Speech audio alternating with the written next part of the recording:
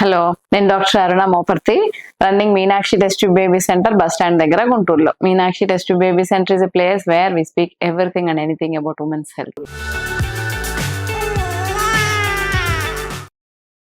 ఈ రోజు ఈ వీడియోలో ఐవీఎఫ్ చేస్తే బాబో పాపో చెప్తారా, మాకు కావాలి అని అడుగుతుంటారు. ఫస్ట్ ప్రెగ్నెన్సీలో ఎక్కువ అడగరు, ఎందుకంటే ఎవరైనా ఉంటే చాలే అని ఆనందంతో. సెకండ్ ప్రెగ్నెన్సీకి వెళ్లే వాళ్ళు ఫ్యామిలీని బ్యాలెన్స్ చేసుకోవడానికి బాబుంటే పాప కావాలని, పాప ఉంటే బాబు కావాలని అడుగుతూ ఉంటారు. సెక్స్ తెలుసుకోవడం ఐవీఎఫ్ లో తెలుస్తుంది, అది పాసిబిలిటీ ఉంటుంది. కానీ దానికి మన గవర్నమెంట్ ఆఫ్ ఇండియా మెయిన్ గా సెక్స్ డిటర్మినేషన్ రివీల్ చేయకూడదు అని ఒక చట్టం వచ్చింది అనమాట. సో దానివల్ల బేబీ బాయా బేబీ గర్ల్ అనేది చెప్పటం చట్టరీత్యా తప్పు. ఎలా తెలుస్తుందంటే అది ఈజీగానే తెలుస్తుంది. కొంతమందికి కొన్నిసార్లు జెనెటిక్ ప్రాబ్లమ్స్ ఏమైనా ఉంటే పీజీటీ అని టెస్ట్ చేస్తాం అనమాట, ప్రీ ఇంప్లాంటేషన్ జెనెటిక్ టెస్టింగ్ అని. అదేం చేస్తామంటే అసలు ఎంబ్రియోని గర్భసంచిలోనే పెట్టము, ఇంప్లాంటే అవ్వదు. ఇంకా ఆ టైంలో ఆ ఎంబ్రియో సెల్స్ లో నుంచి దాన్ని బ్లాస్టోసిస్ స్టేజ్ లోకి తీసుకెళ్తాం. దాంట్లో ట్రోఫెక్టోడర్మా ఉంటుంది అనమాట, పెరిఫెరల్ మధ్యలో ఇన్నర్ సెల్ మాస్ ఉంటుంది, చుట్టూరా ట్రోఫెక్టోడర్మా అంటారు. ఇన్నర్ సెల్ మాస్ ఏమో బేబీగా తయారవుతుంది, ట్రోఫెక్టోడర్మ్ ఏమో మాయలాగా అలాగ తయారవుతుంది అనమాట. సో ఆ ఇన్నర్ సెల్ మాస్ తీయకుండా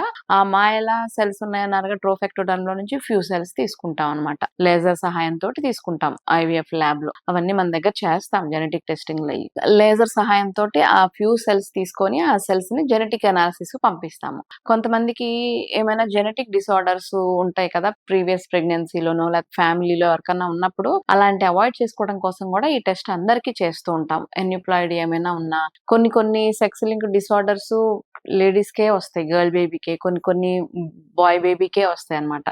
సో అవి తెలుసుకొని నెక్స్ట్ ప్రెగ్నెన్సీలో వాళ్ళు ఇప్పుడు పెట్టబోయే ఎంబ్రియోస్ తో వాళ్ళకి ఆ జబ్బు రాకుండా, బేబీకి ఏమీ ఎఫెక్ట్ అవ్వకుండా ఆరోగ్యవంతమైన బేబీని తీసుకోవడం కోసం ఈ జెనెటిక్ అనాలిసిస్ చేస్తాము. సో ఈ ఎన్యూప్లాయిడ్ ఉన్నాయి అన్ని చూసుకొని బాగున్న ఎంబ్రియోస్ ని ట్రాన్స్ఫర్ చేసుకుంటే ఆ జెనెటిక్ డిసార్డర్స్ ఈ బేబీకి రాకుండా ప్రొటెక్ట్ చేసుకోవడానికి.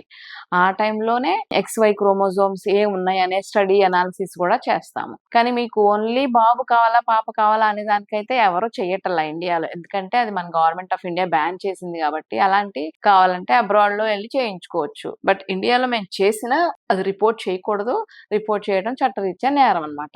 ఓన్లీ సెక్స్ తెలుసుకోవాలి అని చేసేటప్పుడు దీంట్లో ఈ పీజీటీ టెస్ట్ లో కొన్ని చిన్న రిస్కులు ఉంటాయి. ఏంటంటే 100% న్యూప్లాయిడ్ ఎంబ్రియోనా మంచి ఎంబ్రియోనా అనేది 100% చెప్పలేం, 95% దాకా అసెస్ చేయొచ్చు. ఒక 5% మనం తప్పుపోయాం అనుకోండి, మంచి ఎంబ్రియోని అనవసరంగా అన్యూప్లాయిడ్ ఎంబ్రియోని డిస్కార్డ్ చేస్తాము, లేదంటే నిజంగా అబ్నార్మల్ ఎంబ్రియో ఉంటే అది మంచి ఎంబ్రియోని లేబుల్ చేశారు కదా అని దాన్ని గర్భసంచిలో పెట్టి ట్రాన్స్ఫర్ చేస్తాం అనమాట. సో ఈ రిస్క్స్ అవాయిడ్ చేసుకోవడానికి సెక్స్ కోసం మాత్రమే అయితే చేయించుకోకూడదు ఈ పీజీటీ టెస్ట్. అదర్వైజ్ అయితే ఏమన్నా జెనెటిక్ అబ్నార్మాలిటీస్ కోసం అయితే చేయించుకోవచ్చు అనమాట. ఈ బేబీయా పాప బాబా ఈ టెన్షన్ లేకుండా ఆరోగ్యవంతమైన బేబీని తీసుకోవాలనే ఎయిమ్ ఒక్కటే పెట్టుకోవాలి మనం ఐవీఎఫ్ చేయించుకునేప్పుడు. ఓకే, ఇన్ఫర్మేషన్ మీకు నచ్చినట్టుంటే మీ ఫ్రెండ్స్ అందరికి లైక్ షేర్ చేయండి. Thank you.